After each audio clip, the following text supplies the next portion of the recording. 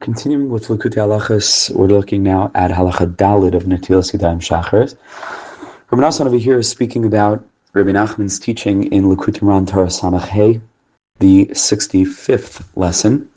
Rabbi Nachman over there is explaining that sometimes life is really difficult. And the place where we look to escape to, so to speak, to draw chizuk from is mamish in the future, because Olam Haba is described as a place where Batischak liyamacher, and over there there's just laughter. Over there there's just emunah, the realization that really everything is for the best.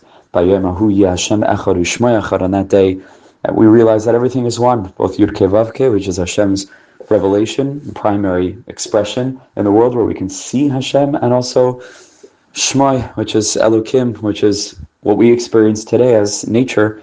Elokim Gematria HaTeva has the same numerical value as the word for nature.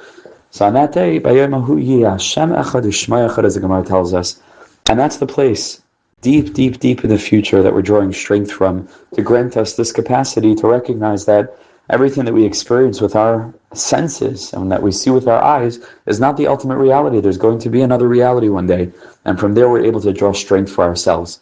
So Rabbi Nachman over there teaches that HaKadosh Baruch Hu put it into the teva, into the nature of our physiology, that if a person wants to see something very far away, or if a person's eyesight is not perfectly developed, so what they do is, and it's natural in our, just the way that our body functions, is that we will squint.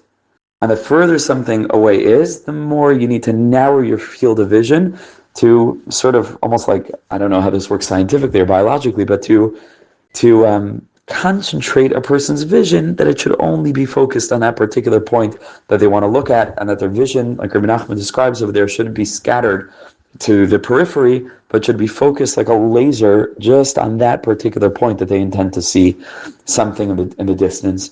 So Rabbi Nachman says, well, what if you want to look at something that's so distant that it's the most distant thing in the world, which means it's Olam Haba, right? It's not even this reality.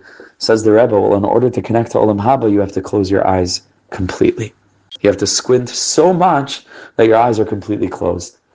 And when a person then is able to look away from what's called in Rabbi Nachman the Chezud Hay Alma, the appearance of this worldliness, the more a person is able to disengage from what they can see with their own physical eyes and the way that things appear now, and they're able to connect to a deeper reality through the state of closing one's eyes and going into what the Rebbe calls a state of Bittul, that a person is Bittul to the Tachlis, that a person is completely nullified to that futuristic reality, where really everything that I'm going through and experiencing is excruciating and painful and confusing and difficult as it may be, but ultimately it's part of Hashem's master plan, and I just don't have all the information yet, and this is just one chapter in the middle of the book, but in the end they all live happily ever after, and irrespective of how whether or not I could understand how that's possible in this particular moment.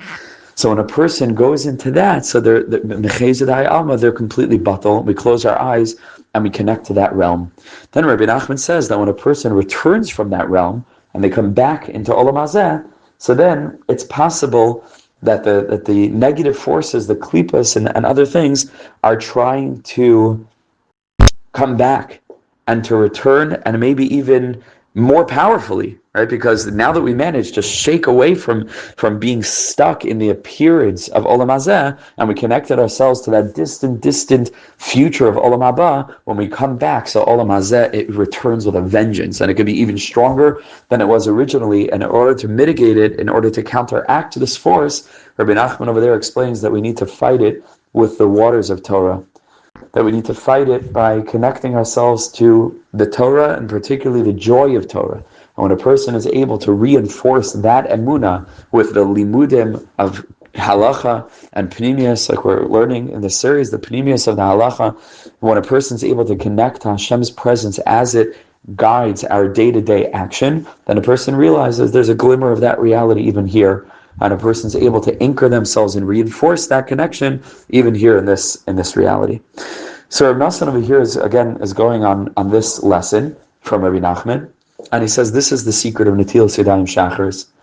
Reb Nosson says that nighttime is the aspect of Bittul. Nighttime, when a person goes to sleep, they close their eyes and they're connected in that darkness to something that's beyond consciousness, that's beyond their current das.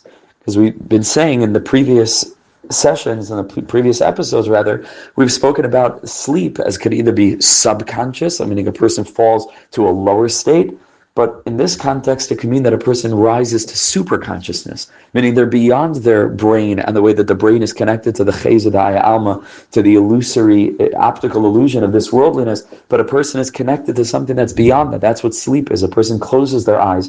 They're connected to the bechina of olam haba. And that's the aspect of bittul.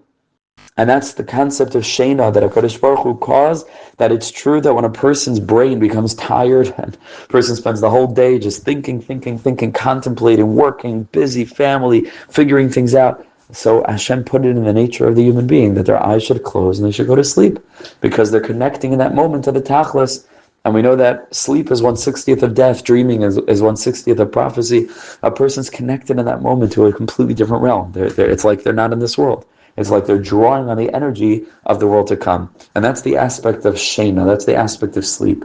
So Rabbi Nachman says that when a person wakes up, so then like we learned just now from Rabbi Nachman in Torah Samach Hey, where we said that when a person comes back, so then Olam Haba wants to come back with a vengeance because it felt that it had a patch and it was pushed away, and it comes back with all the more ferocity. So then we need Torah. We need Torah in order to rectify this, like Rabbi Nachman had taught us in the 65th lesson of Likutei, like we just mentioned in the beginning of the recording.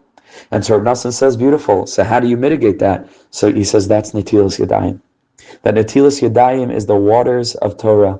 As the Gemara in Tainis tells us, "Ein mayim ala Torah, ma mayim yardim u'makam gavay l'makam namach." Just like water rather flows from a high place to a low place, the Torah is bringing that high place, which is the consciousness of Olam Haba, down into the low place, which is our world, to be able to help us anchor ourselves, steady ourselves with this support system that is halacha, to realize that it's not just, in a state of bittul where I could connect to Olam Haba. I could connect to Olam Haba literally throughout the whole spectrum of the human condition and the human experience in Olam Hazeh, and as much as I'm living it, guided by the aspect of halacha. And when a person does that, so then they're able to prevent themselves from being attacked by all of the forces of Olam Hazeh that come and attack a person after they return from the state of Bittul. And Reb Nosson says again that that's the concept of the Netilas Yadayim Shachris. That's the mayim of Torah that we're pouring upon our hands right when we wake up from our sleep, which is the aspect of returning from the state of Bittul. Ani haben v'ata ha'av shali שכל כך אוהב אותי האב שלי מלך חי וקיים על כל נשימה שאני